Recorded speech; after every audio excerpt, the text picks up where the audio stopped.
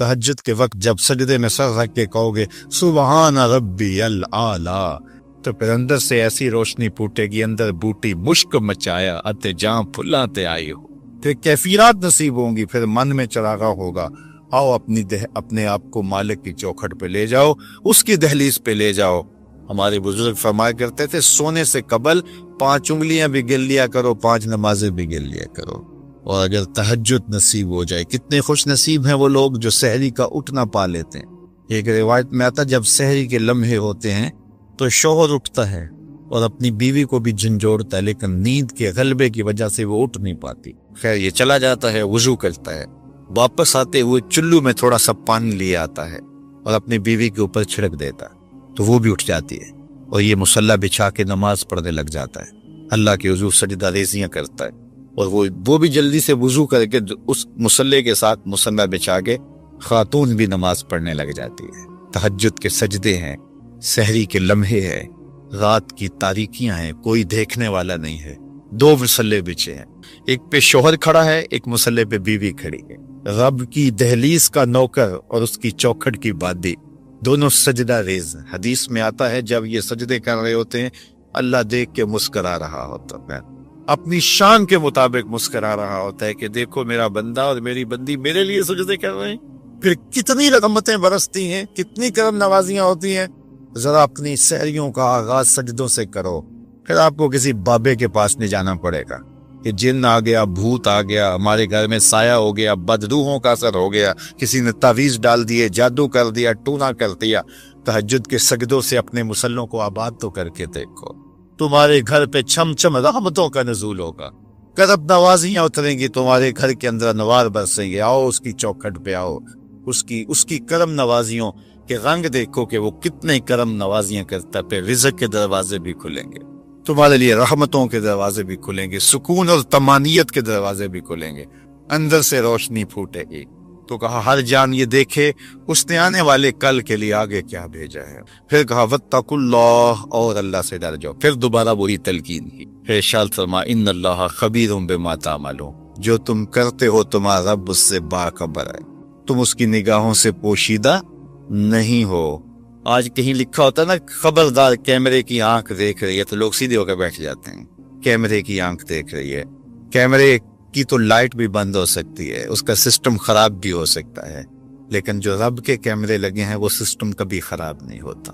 कैमरे की एक रेंज है, उससे आगे नहीं देख पाता, लेकिन मालिक की शान के अरा ज़बीबन नमलतिस सौदा, काली रात के अंधेरे में, काले पहाड़ों के सिलसिले में, गहरी गार के अंदर चींटियों के अमीक सुराख में जब चींटी चलती है तो उसके नन्हे महीन कदमों से सीना संग के ऊपर जो वहमी और गमानी लकीर बनती है, तुम्हारा रब उसको यूं देखता है जिस तरह दीवारें चीन को देखता। उसकी नजरों से क्या हमारी खलवतें पोशीदा हैं, हमारे आमाल पोशीदा हैं, क्या उसकी नजरों से हमारे ख्याल पोशीदा हैं। दरवाजा मुकफ्फल करके अगर हम गुनाह करेंगे तो क्या मालिक से पोशीदा होंगे? लोगों से तो पोशीदा है, लेकिन मालिक से पोशीदा नहीं है। ये यकीदा जम जाए तो बंद कोठरी में भी जुर्म नहीं हो सकता। आप देखते नहीं हैं कि जब दरवाजे मुकफ्फल करके बुत के ऊपर भी मोटा खेस डाल के जुलेखा बोली है तलक यूसुफ अब तो आ जाओ, अब तो कोई नहीं देख रहा, तो जनाब यूसुफ ने कहा काला माज़ल्लाह, मैं अल्लाह की पनाह में आता हूँ, तू अपने इस बेजान बुत और मुजस्मे से भी हया करती है और इसके ऊपर भी जो देख नहीं सकता पर्दा डाल लिया है, और मैं उससे हया न करूं जो 7वीं कोठरी में भी देखता है। फिर इतनी रोशनियां बरसती हैं कि गुनाह का तसव्वुर भी मुहाल होता है, और यूसुफ भागते हैं तो अल्लाह दरवाजे को शादा करता चला जाता है। तो आओ तो इस चौखट पे, तो वो तो बंद कमरों के माहौल देखता है, उससे तो कोई चीज कोशीदा नहीं है। ये यकीन उतर जाए, रूह में जम जाए, तो फिर जिंदगी संवर जाती है। और मैं आपको एक और बात अर्ज करना चाहता हूँ कि बतौर सुन्नी आप तो ये भी अकीदा रखते हैं कि रसूल करीम की निगाहों से कुछ पोशीदा नहीं है, तो क्या ये अकीदा 3 घंटे के मुनाजरे के लिए रखा हुआ है कि अमल पे भी इसका कोई असर है? अगर अमल पे कोई असर है तो फिर बंद खलवत कदे में भी जुर्म करते शर्म आए कि रसूलुल्लाह की निगाहों से तो कुछ पोशीदा नहीं है। फिर हमारी खलवतें जो है वो पाक हो जाएं, हमारी जलवतें पाक हो जाएं, ہم رسول اللہ کی نگاہوں سے بھی پوشیدہ نہیں رہ سکتے، ان کی نگاہیں دوربین بھی دیکھتی، ہمارے رب کی نگاہیں بھی دیکھتی، حضور اللہ کی عطا سے دیکھتے ہیں۔ تو جب یہ عقیدے جم جائیں گے، روح میں اتر جائیں گے، تو زندگی میں نظم پیدا ہو جائے گا۔ جہاں کوئی سیکورٹی نہیں پہنچتی، کوئی عقیدہ نہیں پہنچتا، کوئی جو ہے وہ کیمرہ نہیں پہنچتا، وہاں یہ عقیدہ پہنچتا ہے، ان اللہ خبیر بما تعملون، جو تم کرتے ہو تمہارا رب اس سے باخبر ہے۔ اللہ تعالیٰ جل شانہ نے اس شخص کی کہانی کو بیان کیا ہے جو قیامت کے دن جہنم کی طرف جا رہا ہوگا۔ کچھ لوگ اسے پوچھیں گے ما سلککم فی سقر، کہ تم جہنم میں کیوں جا رہے ہو؟ تو وہ جواب میں کہے گا لم نک من المصلین، کہ ہم نماز نہیں پڑھا کرتے تھے۔ آج جہنم میں جانے کا سبب نماز نہ پڑھنا ہے۔ پنجگانہ نماز ہر عاقل بالغ مرد اور عورت پر فرض کی گئی ہے، اور قرآن مجید میں مختلف صیغوں سے 700 سے زائد مرتبہ اس کی تاکید ارشاد فرمائی گئی۔ سینکڑوں احادیث نماز کی تاکید، فضائل، ادا کرنے کی ترغیب اور نہ پڑھنے پر ترہیب میں وارد ہیں۔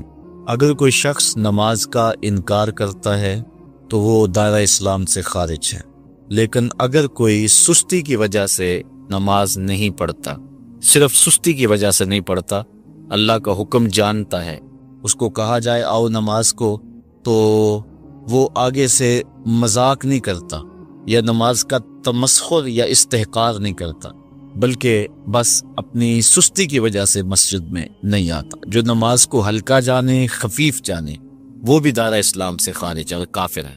لیکن جو شخص اس کو اللہ کا حکم جانتا ہے اور اس کو پڑھنا اپنے اوپر ضروری سمجھتا ہے، لیکن سستی کی وجہ سے پڑھ نہیں سکتا، تو اس کے بارے میں علماء کی آراء مختلف ہیں۔ حضرت امام اسحاق اور حضرت امام احمد رضی اللہ تعالی عنہما آپ تو فرماتے ہیں کہ ایسا شخص کافر ہے اور اس کو قتل کرنا واجب ہے۔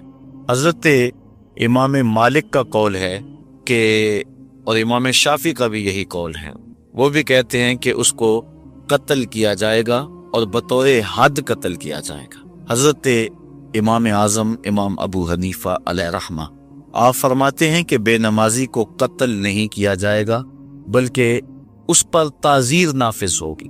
یہ حاکم وقت کی ثواب دید پر ہے کہ وہ اس پر کیا سزا دیتا ہے، اور فرمایا اس کو 7 قید کیا جائے گا اور توبہ کے لیے اس کو زور دیا جائے گا۔ اگر وہ توبہ کر لے تو اس کو قید سے باہر نکال لیا جائے گا، ورنہ اس کو قید رکھا جائے گا۔ صحابہ کہتے ہیں کہ ہم کسی عمل کے تارک کو کافر نہیں سمجھتے تھے سوائے نماز کے تارک، اور آقا کریم علیہ السلام کا ایک فرمان ہے من ترک الصلاۃ متعمدا فقد کفر جہارا، جس نے جان بوجھ کے نماز چھوڑی اس نے اعلانیہ کفر کیا۔ امام اعظم امام ابو حنیفہ علیہ رحمہ وہ فرماتے ہیں کہ یہ حدیث محل ترہیب میں ہے، گویا اس نے کافروں والا کام کیا، اس لیے آپ یہ فتویٰ دیتے ہیں کہ اس کو قید کیا جائے گا اور نماز کی پابندی کا زور دیا جائے گا، اور وہ توبہ کرے تو اس کو چھوڑ دیا جائے گا۔ لیکن باقی ائمہ بعض کہتے ہیں اس کو حداً قتل کیا جائے، اور امام اسحاق اور امام احمد کہتے ہیں اس کو قتل کرنا واجب ہے۔ تو بے نمازی جو اللہ کے حکم کی پابندی سستی کی وجہ سے نہیں کرتا، یہ اس کے لیے حکم ہے۔ جو شخص تحقیر کرتا ہے نماز کی، ہلکا جانتا ہے، تمسخر اڑاتا ہے یا اس کا انکار کرتا ہے، تو اس کے بارے میں علماء کے اندر کوئی اختلاف نہیں ہے، وہ ائمہ اربعہ کے نزدیک کافر ہے، دائرہ اسلام سے خارج ہے، مرتد ہے۔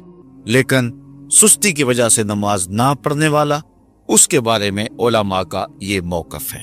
حضرت غوث اعظم الشیخ سید عبد القادر جیلانی علیہ رحمہ آپ فرماتے ہیں کہ بے نمازی کو مسلمانوں کے قبرستان میں دفن نہ کر۔ حضرت سلطان باہو علیہ رحمہ آپ کا قول ہے کہ بے نمازی سے خنزیر بھی پناہ مانگتا۔ حضرت شیخ سعدی شرازی فرماتے ہیں بے نمازی کو قرض نہ دو، جو اللہ کا قرضہ ادا نہیں کرتا تمہارا قرض کیسے لٹائے گا۔ اب آئیے ہم حضور علیہ السلام کے فرامین دیکھتے ہیں اس حوالے سے۔ حضرت جابر بن عبداللہ انصاری رضی اللہ تعالی عنہ سے مروی ایک روایت جس کو امام ابو داؤد نے روایت کیا، امام نسائی نے روایت کیا، دیگر محدثین نے روایت کیا۔ آقا کریم نے ارشاد فرمایا بین الرجل و بین الکفر ترک الصلاۃ، آدمی اور کفر کے درمیان ترک صلاۃ ہے، یعنی بندہ مومن اور بندہ کافر کے درمیان ترک صلاۃ ہے۔ جو نماز پڑھتا ہے وہ مومن ہے، اور جو نماز نہیں پڑھتا تو وہ کافروں والا کام کرتا ہے، یا دیگر ائمہ کے نزدیک وہ کافر ہے۔ یہ ترہیباً نہیں بلکہ یہ حکم ہے۔ اور حضرت نبی رحمت صلی اللہ علیہ وسلم کا ایک دوسرا فرمان ان الفاظ کے ساتھ ہے بین الرجل و بین الشرک والکفر ترک الصلاۃ، شرک و کفر اور بندہ مومن کے درمیان نماز ترک کرنا ہے۔ حضرت امام ابن ماجہ نے ان الفاظ کے ساتھ روایت کو نقل کیا ہے بین الکفر والایمان ترک الصلاۃ، ایمان اور کفر کے درمیان نماز کا ترک کرنا ہے۔ اور آقا کریم علیہ السلام کا وہ فرمان جو حضرت انس سے مروی ہے، جس کو طبرانی نے اپنی موجم میں لکھا، بھی آپ کے سامنے میں نے رکھا، کہ حضور نے فرمایا من ترک الصلاۃ متعمدا فقد کفر جہارا، جس نے جان بوجھ کے نماز چھوڑی اس نے اعلانیہ کفر کیا۔ حضرت ابو ہریرہ رضی اللہ تعالی عنہ سے ایک روایت ہے کہ وہ فرماتے ہیں لا سہم فی الاسلام لمن لا صلاۃ ولا صلاۃ لمن لا وضوء لہ، کہ اس شخص کا اسلام میں کوئی حصہ نہیں ہے جو نماز نہیں پڑھتا، اور اس شخص کا نماز میں کوئی حصہ نہیں ہے جو وضو نہیں کرتا۔ وضو کے بغیر نماز نہیں ہوتی، اور نماز کے بغیر اسلام نہیں ہوتا۔ اور اسی روایت کو بالفاظ دیگر حضرت عبداللہ ابن عمر رضی اللہ تعالی عنہ نے حضور سے یوں روایت کیا ہے، طبرانی نے اپنی موجم میں اس کو لکھا لا ایمان لمن لا امانتہ ولا صلاۃ۔ اور میں اور آپ حضور کے تذکار حسن کی خوشبو لینے موجود ہیں۔ آقا کریم علیہ السلام کے جمال جہاں آرا کی تابانیاں اور جلوہ سامانیاں ہمارے ذوق کی تسکین، قلب کا قرار، روح کی ٹھنڈک، ایمان کی تازگی، عشق و محبت کی نہضت کا سبب اور ذریعہ ہے۔ آقا کریم علیہ السلام کے فضائل، حضور علیہ الصلاۃ والتسلیم کے خصائل اور آپ کے شمائل بیان کرنا شروع سے ہی اہل ایمان کا طریقہ رہا ہے۔ خصائل حضور کی سیرت کے عنوان کو کہا جاتا ہے، فضائل حضور کی عظمت و رفعت حضور کے معجزات کا عنوان ہے، شمائل حضور کے اعضائے نور کا تذکرہ جاں فضا ہے، حضور کے حسن و جمال کی باتیں ہیں۔ آقا کریم علیہ السلام کے شمائل پر، خصائل پر، فضائل پر علماء نے بہت کام کیا، تصنیفات چھوڑیں، محدثین نے اس عنوان سے باب باندھے۔ قیامت تک آنے والی انسانیت کے لیے حضور کی سیرت، حضور کے کردار کے عنوانات کتب میں نقش ہیں۔ حضور کی فضل و عظمت کے حوالے، حضور کے معجزات کا بیان، حضور کی رفعت کی کہانیاں، اور آقا کریم کو اللہ کی طرف سے عطا کردہ مراتب جلیلہ کا بیان، یہ بھی محبوب موضوع رہا اہل علم کا، اہل محبت کا۔ لیکن حضور علیہ السلام کے شمائل، حضور کی صورت کا بیان، حضور کے حلیہ نور کی باتیں، یہ بھی ترک نہیں ہوئی۔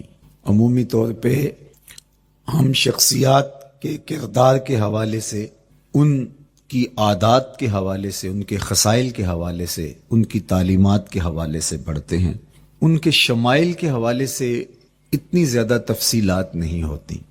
لیکن کائنات میں ذات رسالت مآب صلی اللہ علیہ وآلہ وسلم وہ ذات ستودہ صفات ہے جن کے شمائل کو اس تفصیل سے بیان کیا گیا کہ یہ بھی صحابہ نے بیان کیا کہ حضور کے سر انور اور مبارک داڑھی میں سفید بال کتنے تھے۔ آپ کو کسی کا اتنا محفوظ حلیہ نہیں ملے گا۔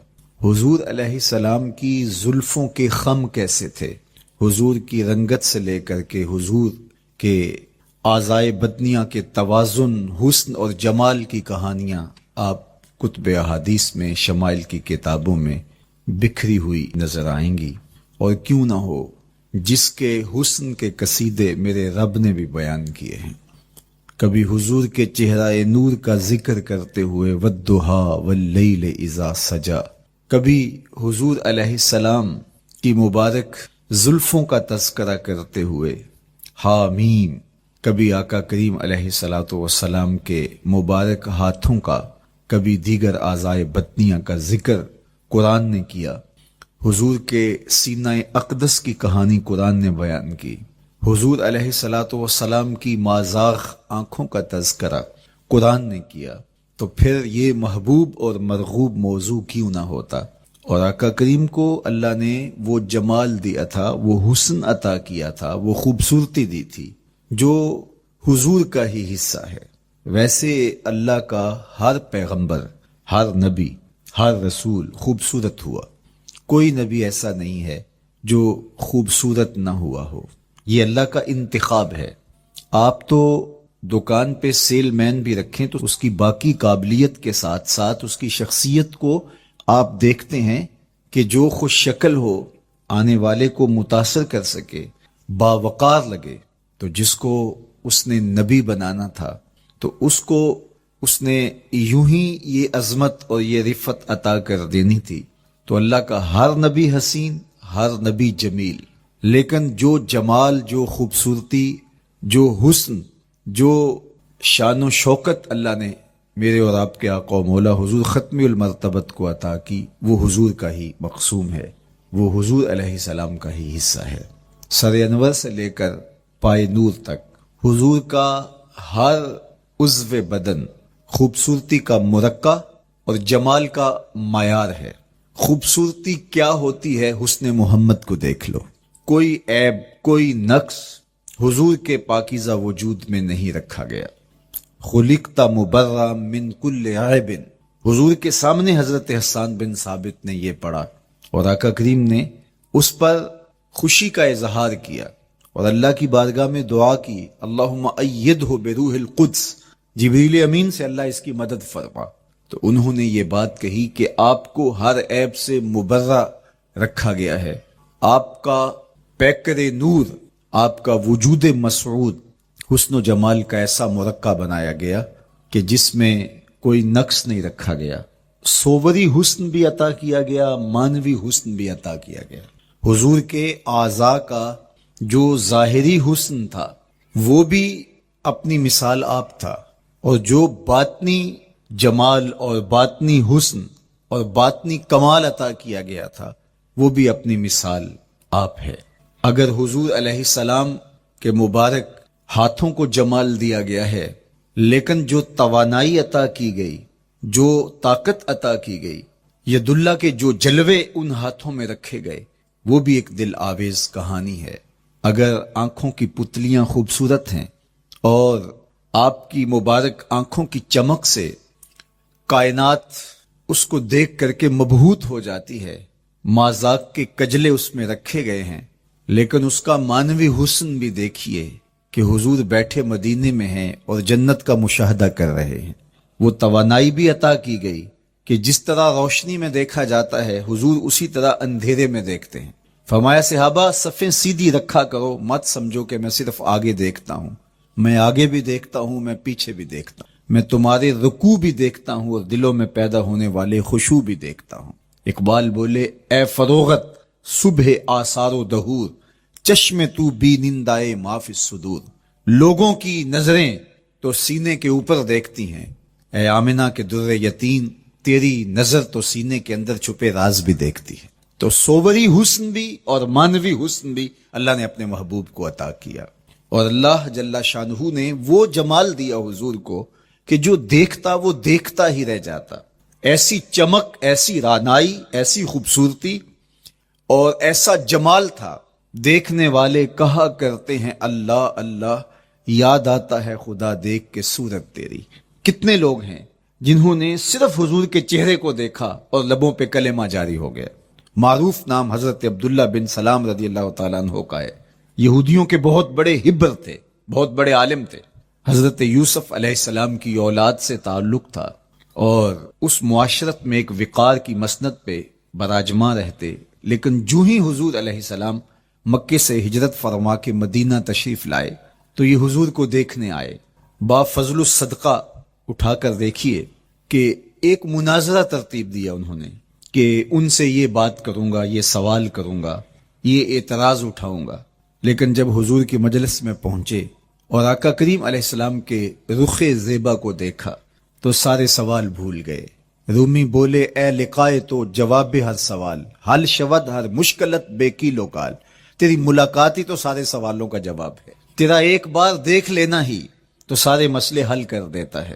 تو سوالات کا ایک ڈھیر اٹھائے لائے تھے، ایک گٹھڑی باندھ کے لائے تھے سر پہ رکھ کے، لیکن جو ہی حضور کو دیکھا تو وہ جو گٹھڑی باندھ کے لائے تھے اس کی گرہیں ڈھیلی ہونے لگی، پھر سوال تتلیوں کی طرح اڑنے لگے اور حضور کو دیکھا تو کوئی سوال ہی باقی نہ رہا.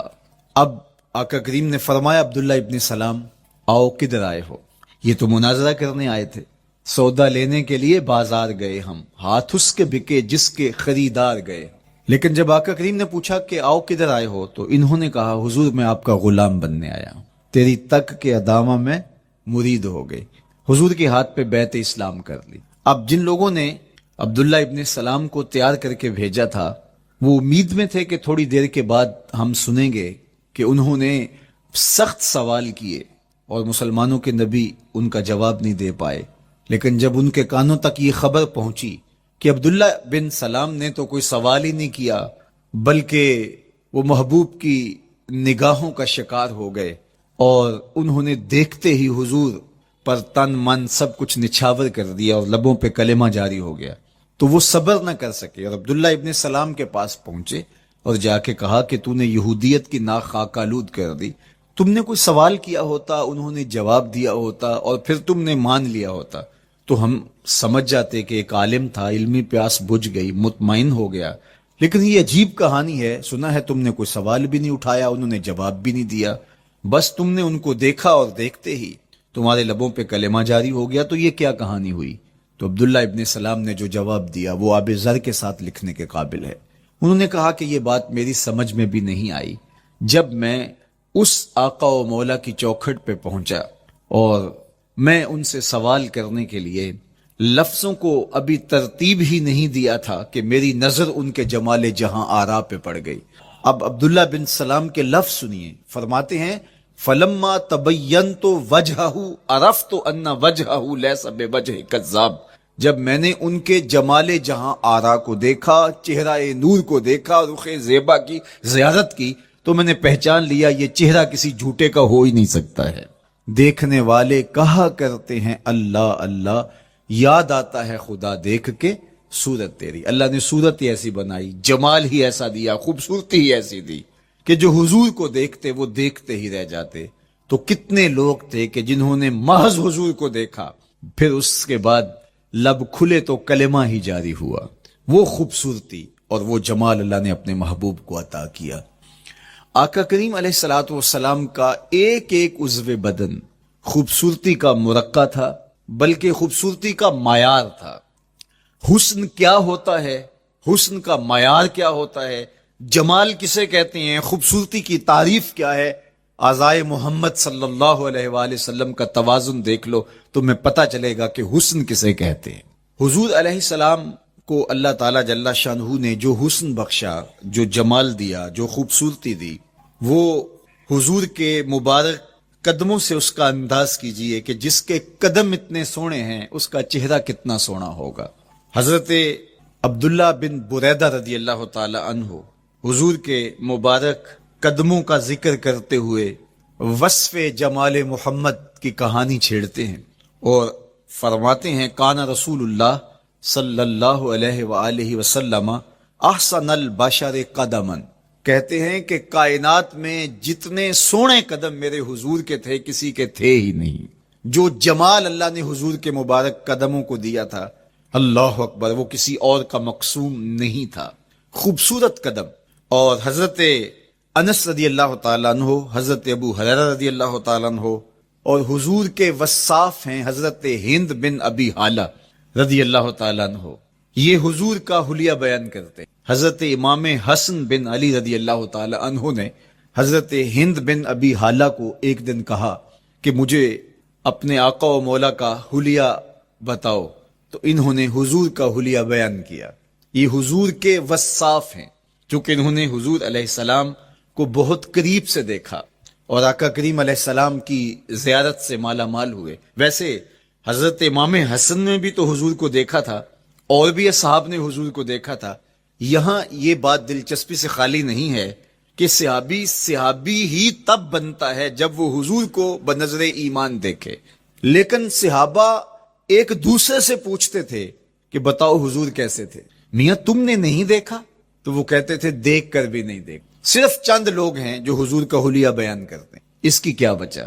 تو علماء نے لکھا کہ حضور کے چہرے پہ جلووں کی تابش ایسی تھی اور حضور کا جمال ایسا تھا اور اس کی چمک ایسی تھی کہ کسی میں ہمت ہی نہیں تھی کہ وہ جی بھر کے دیکھ سکے۔ تو بعد میں ایک دوسرے سے پوچھتے تھے بتاؤ تم نے دیکھا تو حضور کیسے تھے؟ اگر ان لوگوں کی تعداد میں آپ کو بتاؤں تو 3 درجن سے زیادہ نہیں ہوگی جو حضور علیہ السلام کے وصاف ہیں، حضور کے حلیہ نگار ہیں، جو آقا کریم علیہ السلام کی صورت کا نقشہ بیان کرتے ہیں۔ دیکھا 1,24,000 اصحاب نے ہے، لیکن جو وصف بیان کرتے ہیں، شمائل رسول کو بیان کرتے ہیں، ان کی تعداد 3 درجن سے زیادہ نہیں۔ اور یہ بھی وہ لوگ ہیں جنہوں نے حضور کو بچپن میں دیکھا، جنہوں نے حضور کو سوئے ہوئے دیکھا، حضور کو بہت قریب سے دیکھا۔ حضور علیہ السلام کے پاس ان کا آنا جانا بہت زیادہ تھا، اس طرح انہوں نے حضور علیہ السلام کو دیکھا۔ حضرت حسان بن ثابت رضی اللہ تعالی عنہ فرماتے ہیں کہ میں جو حضور کا حلیہ بیان کرتا ہوں تو اس کا سبب یہ ہے کہ میرے پاس حضور کو دیکھنے کا ایک طریقہ آ گیا تھا۔ فَلَمَّا نَظَرْتُ إِلَىٰ أَنْوَارِهِ فَوَضَعْتُ كَفِّي عَلَىٰ عَيْنِي خَوْفًا مِنْ ذِهَابِ بَصَرِي، کہا کہ جب میں حضور کو دیکھتا تھا تو اپنی آنکھوں پر انگلیاں رکھ کے انگلیوں کی اوٹ سے دیکھتا تھا کہ حضور کے جلووں کی چمک سے میری آنکھوں کی بینائی نہ جاتی رہے۔ یہ کون کہہ رہے ہیں؟ حضرت حسان بن ثابت رضی اللہ تعالیٰ عنہ۔ اور آپ جانتے ہیں حضرت حسان بن ثابت رضی اللہ تعالیٰ عنہ شاعر ہیں، اور شاعر حسن دیکھنے میں بڑا دلیر ہوتا ہے، اور یہ حسن بھی ابھی پوشیدہ ہے۔ 70,000 بشریت کے پردے ڈالے گئے ہیں، اگر یہ حسن بے نقاب ہوتا تو کوئی جلووں کی تاب ہی نہ لا سکتا۔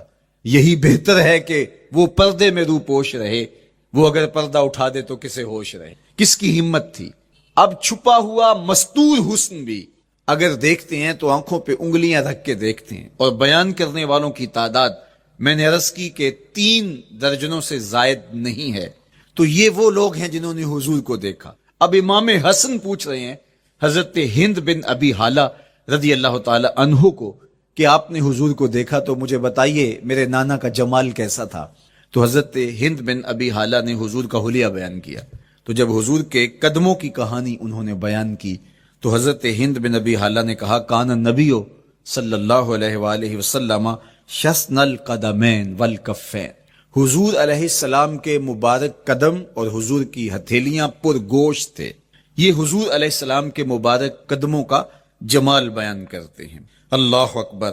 اور حضور علیہ السلام کے قدموں کے بارے میں امام ترمذی جو شمائل میں حدیث لائے ہیں اس میں انہوں نے یہ بھی بیان کیا کان رسول اللہ صلی اللہ علیہ وسلم مسیح القدمین، حضور علیہ السلام کے مبارک قدم ملائم تھے، خوبصورت تھے، کھردرے نہیں تھے، کوئی پھٹن نہیں تھی۔ عمومی طور پہ قدم پھٹ جاتے ہیں اور ایڑیاں بہت سارے لوگوں کی پھٹ جاتی ہیں تو وہ خوبصورتی باقی نہیں رہتی۔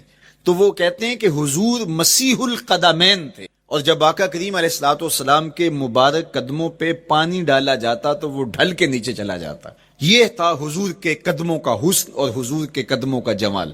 اچھا، آقا کریم علیہ السلام کی جو مبارک ایڑیاں تھیں وہ زیادہ پر گوشت نہیں تھی، ان کے اوپر گوشت زیادہ نہیں چڑھا تھا، اس لیے کہ ایڑیوں کا زیادہ پر گوشت ہونا ایڑیوں کے حسن کو زائل کر دیتا ہے۔ حسن کا مرقع ہی جمال مصطفیٰ ہے، تو اس لیے اللہ نے ایک ایک عضو کو تراش کر کے بنایا ہے، بلکہ پوچھ پوچھ کے بنایا ہے۔ جس طرح حسان بن ثابت رضی اللہ تعالی عنہ کہتے ہیں کأنک قد خلقت کما تشاء، محبوب مجھے تو یوں لگتا ہے جس طرح آپ کے رب نے آپ کو آپ سے پوچھ کے بنایا ہے کہ محبوب بتاؤ کہ میں آپ کے اعضاء کو کیسے توازن اور کیسے حسن اور کیسے جمال دوں۔ تو حضور کی مبارک ایڑیاں یہ پرگوشت نہیں تھی. باقی حضور کے پاؤں پرگوشت تھے اور کوئی پھٹن نہیں تھی، بالکل نرم گداس اور بالکل جو ہے وہ ملائم تھے، اور جب پانی ڈالا جاتا تو پانی ڈھل کے نیچے 1 سیکنڈ میں آ جاتا. یہ اللہ نے محبوب کو حسن دیا. حضرت ہند بن ابی حالہ نے کہا کہ حضور کے مبارک تلوے جو تھے وہ درمیان سے اٹھے ہوئے تھے، ایڑیوں سے لے کر کے انگلیوں تک یہ تلوہ کہلاتا ہے، جو اس کا نچلا حصہ جو زمین سے مس کرتا ہے، اور اس میں جو درمیان والا حصہ ہے یہ اٹھا ہوا ہو اور بالکل پاؤں سیدھا نہ ہو تو یہ پاؤں کا حسن ہے. پاؤں کا بالکل سیدھا ہو جانا یہ پاؤں کے حسن کو زائل کر دیتا ہے. اس میں تھوڑا سا خم ہو، جب چلے تو انگلیاں اور پنجے کا جو ہے وہ آگے والا حصہ زمین پہ لگے اور ایڑی لگے، اور درمیان والا حصہ زمین پہ نہ لگے، تو یہ حسن ہوتا ہے کسی کے پاؤں کے تلوے کا. اللہ نے محبوب کے مبارک قدم کی پشت کو بھی حسن دیا، حضور کے تلووں کو بھی حسن دیا، حضور کی ایڑیوں کو بھی حسن دیا. سائل الاطراف، حضور کی مبارک انگلیاں قدرے لامبی تھی، اور یہ حسن ہوتا ہے. انگلیاں چھوٹی ہوں، ان کا قد پست ہو تو پاؤں کی خوبصورتی دکھائی نہیں دیتی، لیکن اللہ نے اپنے محبوب کی انگلیوں کو بھی ایک لمبائی عطا کر کے اس کو بھی ایسا جمال دیا تھا یار جو پاؤں کو دیکھتا رہے وہ پاؤں کو ہی دیکھتا رہ جائے. اللہ اکبر. اچھا، بعض احادیث میں آتا ہے کہ حضور علیہ السلام کے مبارک تلوے جو ہیں لیس لہا اخمس، یہ لفظ ہیں کہ وہ اخمس نہیں تھے، یعنی وہ درمیان سے اٹھے ہوئے نہیں تھے.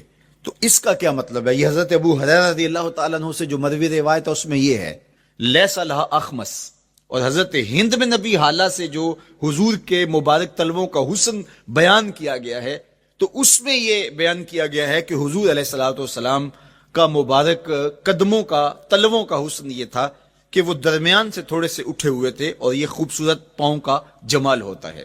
تو ان 2 چیزوں میں علماء نے تطبیق کی. اللہ ان علماء کی قبروں پر رحمتیں نازل کرے جو حضور کے حسن پہ، حضور کے جمال پہ گفتگو کرتے رہے، اور ایک ایک عضو پر انہوں نے کئی صفحات لکھے اور کتابیں انہوں نے تحریر کی حضور کے جمال پر. اب حضرت ہند بن ابی حالہ رضی اللہ تعالی عنہ، انہوں نے تو حضور کو گھر میں دیکھا تھا، یہ حضرت خدیجۃ الکبریٰ رضی اللہ تعالی عنہا کے فرزند تھے ابو حالہ سے. اب انہوں نے تو دیکھا، اب حضور لیٹے ہیں تو انہوں نے حضور کے پاؤں کو دیکھا کہ درمیان میں ہلکا سا خم ہے اور یہ پاؤں کا جمال ہے. اب حضرت ابو ہریرہ رضی اللہ تعالی عنہ نے جو حضور کے پاؤں کو دیکھا تو یہ اندرون خانہ کا دیکھنا نہیں تھا، تو انہوں نے کیسے دیکھا؟ تو حضرت ابو ہریرہ سے مروی ایک روایت سے سمجھ آتی ہے کہ انہوں نے جو کہا کہ لیس لہا اخمس، کہ ان کے مبارک تلوے درمیان سے اٹھے ہوئے نہیں تھے بلکہ بالکل برابر تھے، تو اس کا کیا مطلب ہے؟ تو حضرت ابو ہریرہ سے ایک روایت مروی ہے، وہ فرماتے ہیں کہ جب حضور علیہ السلام کسی چٹان کے اوپر چلتے تو حضور علیہ الصلوۃ والسلام کا وہاں قدم پڑتا تو وہ اس چٹان کے اندر حضور کا قدم گھس جاتا، وہ موم کی طرح چٹان نرم ہو جاتی. اس طرح زمین پر بھی حضور چلتے تو مبارک پاؤں کا جو نشان قدم ہے وہ پورا دکھائی دیتا. تو حضرت ابو ہریرہ رضی اللہ تعالیٰ عنہ اس سے یہ سمجھے کہ حضور کے تلوے جو ہیں وہ برابر ہیں. تو علماء نے اس پر گفتگو کی ہے. ایک تو حضور جب چلتے تھے تو آقا کریم پورے زور سے قدم زمین پہ رکھتے تھے اور اس وقار سے چلتے تھے کہ جس طرح حضور اونچائی سے نیچے کی طرف اتر رہے ہوں. تو جب پاؤں کو جما کر کے زور سے رکھا جائے تو پھر جو ہے وہ نشان نیچے پڑتا ہے. یا اللہ اپنے محبوب کے لیے زمین کو اور پتھروں کو بھی نرم کر دیا تو پھر حضور کے تلووں کا نقش بھی زمین کے اوپر جو ہے وہ حویدہ ہو جاتا. سلطان قاتبائی نے ایک ایسا ہی پتھر جس کے بارے میں شنید تھی کہ اس پر حضور کے قدموں کا نقش موجود ہے، تو انہوں نے 20,000 دینار کے اندر وہ خریدا